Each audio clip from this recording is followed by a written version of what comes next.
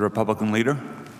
Tomorrow marks the 70th anniversary of the invasion of Normandy, a day known across the world as D-Day.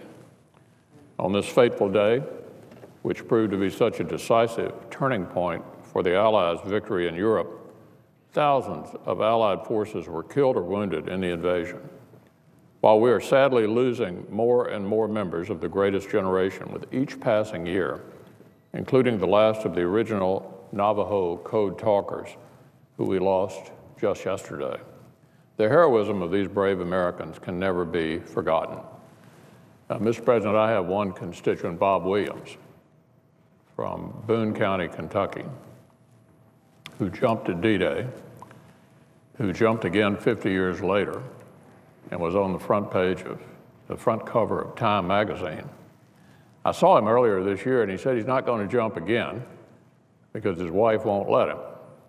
But Bob Williams is still in good shape, 70 years after the day he jumped into the night at D-Day.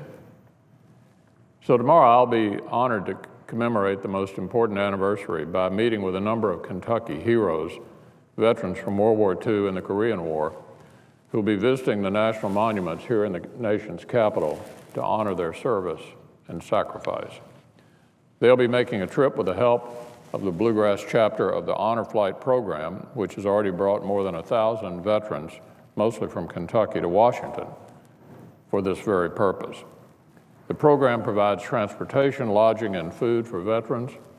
Without Honor Flight, many of them would never be able to visit the World War II memorial, a memorial erected to honor the sacrifice of the men and women who served on D-Day and throughout that era.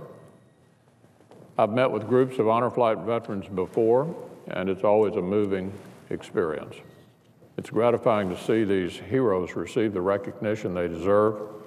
Many of them never thought they'd be able to make the trip. And for every veteran who does, I'm sure they hold cherished memories of their fellow soldiers in arms who did not. So tomorrow I look forward to greeting them and thanking them for their extraordinary service to our country.